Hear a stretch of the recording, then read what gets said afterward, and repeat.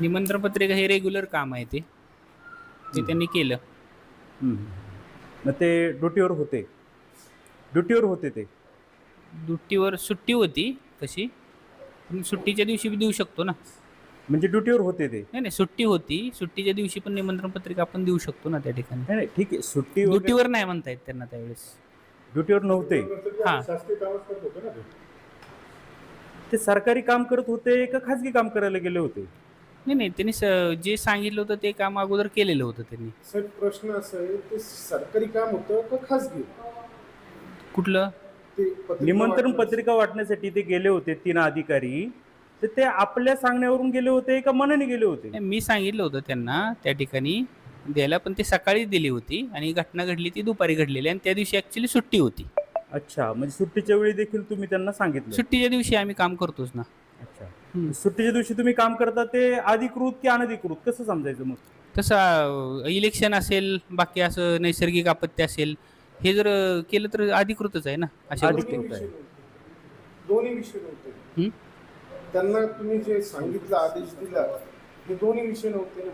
दोन्ही विषय नव्हते. पण आता निवडणूक 1 मेचा कार्यक्रमच आहे ना आपला. नैसर्गिक आपत्ती नव्हती. 1 मेचा कार्यक्रम आहे ना महाराष्ट्र दिनाचा. ठीक आहे, असू दे सर. आता दुसरा एक महत्त्वाचा मुद्दा त्याच्यामध्ये असा आहे हं. की आपले जे तिन्ही अधिकारी होते ते त्या ठिकाणी मुद्दे प्रश्न करत होते ते उघड झालेलं आहे.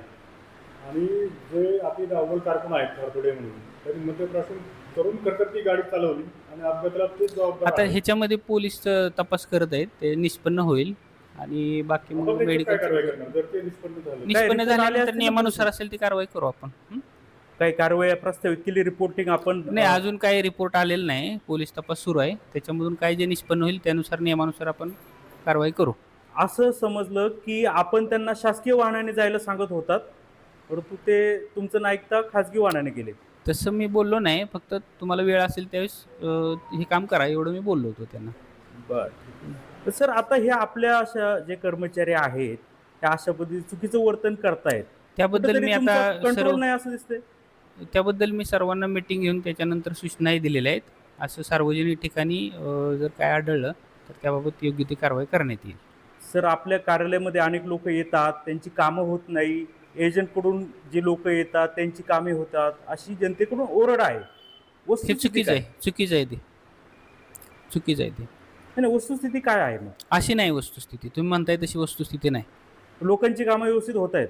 बऱ्यापैकी सगळी आता जेवढं ही आमच्याकडे स्टाफ आहे, जेवढं ही आहे त्या पद्धतीनं आपण त्यांना न्याय देण्याचा प्रयत्न करत असतो. सर आता जर पाहिलं तर या साहेबांचा जो अपघात घडला त्यावेळी सर्व अनधिकृत व्यवसाय करणारे मातीवाले, खडीवाले, मुरुमवाले, वाळूवाले अशी सगळी लोक त्या ठिकाणी मदतीसाठी आली होती. याची याकडे कसं पाहता? याची माहीत नाही मला, याची माहिती नाही मला. तर आपले अधिकारी ज्या हॉटेलमध्ये बसले होते तिथलं बिल देखील आता माध्यमांसमोर आलेलं आहे. आपण देखील पाहून घेतली. हं. ते मध्ये प्रश्न केलेलं देखील त्यांनी दिसतंय अगदी स्पष्ट. हां. मग हा पुरावा आहे, प्राथमिक पुरावा आहे. आपण काय कारवाई करणार जरूर? आता हा तो पुरावा आहेच, तुमच्यासमोर ठेवला आहे आम्ही. नाही, आता एवढाच पुरावा नसतोय, त्यामध्ये पोलीस तपासात पण काही निष्पन्न होईल, त्या दृष्टीने कारवाई करण्यात येईल. हं? काय स्वरूपाचे सर अजून प्रश्न विचारायचे होते, तुम्ही ठेवला जर माईक जवळ घ्या ना सर.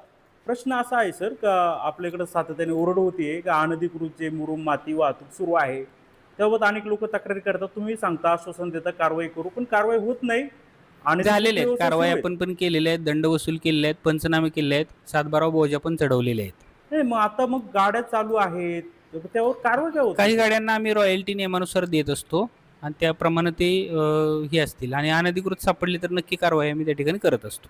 बरं सर, आता आपलं भरारी पथक काय नेमलंय का आपण? हां, प्रत्येक ठिकाणी सर्कलना पत्र दिलेले आहेत आणि जे धरण क्षेत्र आहे तिथून पण जे अनधिकृत होतं धरण व्यवस्थापनाला पण आपण त्या ठिकाणी पत्र दिलेलं आहे.